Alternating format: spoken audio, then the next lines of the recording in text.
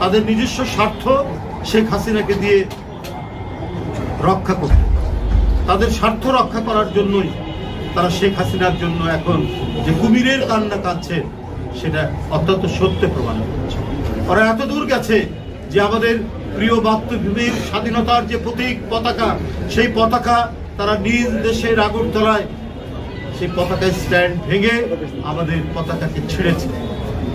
আমাদের দেশের লোক যারা কূটনৈতিক চাকরি করে তাদের গায়ে হাত দিয়েছে। ভিয়েনা কনভেনশন অনুযায়ী এটা ভয়ঙ্কর রকমের আন্তর্জাতিক গুরুতর অপরাধ, সেই অপরাধ তারা করেছে। কিন্তু তারা একবারও চিন্তা করেননি যে শেখ হাসিনা কি নিষ্ঠুরতা করেছেন, কি নির্দয়তা করেছেন, কি হিংসাশ্রয়ী আচরণ করেছেন তার নিজ দেশের মানুষের উপর। আজকে বার্ন ইনস্টিটিউটে না আসলে, আমি কারাগারে ছিলাম সেই সময়, তার পরের দিন বেরিয়েছি, এরপর থেকে হাসপাতাল ঘুরেছি। কিন্তু আজকে যে আমি দৃশ্য দেখলাম, এই দৃশ্য ভাষায় বর্ণনা করা যায়। এত মর্মান্তিক, এত মর্মন্তুদ, বুক ফাটা কান্না বেরিয়ে আসে এই দৃশ্য দেখে। কারো বুক ঢাকা মুখ খুললেই এ যেন কি দেখছি, কোন হরর ছবির দৃশ্য দেখছি নাকি। কে নেবে তাদের দায়িত্ব, কি করে তারা বাঁচবে?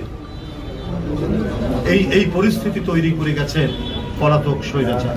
আর তাদের জন্য এত মায়া কান্না, তার জন্য আজকে সীমান্তে তারা এসে বাংলাদেশের ভিতরে নাকি তারা ঢুকে পড়ে বিক্ষোভ করবে এবং শুধুমাত্র শেখ হাসিনাকে রক্ষা করার জন্য তারা ইসকনের নামে, চিন্ময়ের নামে, যে চিন্ময় ইসকন থেকে বিতাড়িত হয়েছে, তার অপকর্মের কারণে সরকার তাকে গ্রেপ্তার করেছে।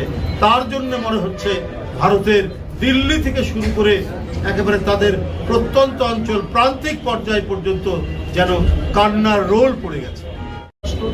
বাংলাদেশ সার্বভৌম রাষ্ট্র, বাংলাদেশের 18 কোটি মানুষ, 1971 সালে 30 লক্ষ মানুষ জীবন দিয়েছে, 2 লক্ষ মা বোন নির্যাতিত হয়েছে, সেই দেশ বাংলাদেশ। অত্যন্ত রক্তের দাবি কিনা এই বাংলাদেশ। এই বাংলাদেশকে কেউ মাথা নত করাতে পারবে না। এই বাংলাদেশকে ভয় দেখিয়ে, চোখ রাঙিয়ে নতজানু করাতে পারবে না। এখানে অপরাধীদের বিচার হবে, যারা আমার ভাইকে পঙ্গু করেছে, যারা আমার ভাইয়ের হাত কেটে নিয়েছে, যারা আমার ভাইয়ের মুখ উড়িয়ে দিয়েছে, তাদের বিচার বাংলাদেশে হবে। আন্তর্জাতিক অপরাধ ট্রাইব্যুনাল গঠিত হয়েছে। এই অপরাধের সাথে যে সমস্ত আইন শৃঙ্খলা বাহিনী জড়িত, যারা নির্দেশ দিয়েছে, সেই সমস্ত পিশাচ মন্ত্রী, প্রধানমন্ত্রী থেকে শুরু করে প্রত্যেকের বিচার এখানে নিশ্চিত করতে হবে। কারো হুমকিতে এবং কারো প্রশ্রয় থেকে যারা তাকে রক্ষা করার চেষ্টা করবেন, তারাও বাংলাদেশের স্বাধীনতার বিরোধী, সেই রাষ্ট্র বাংলাদেশের সার্বভৌমত্বের বিরোধী, তারাও বাংলাদেশের জনগণের বিরোধী।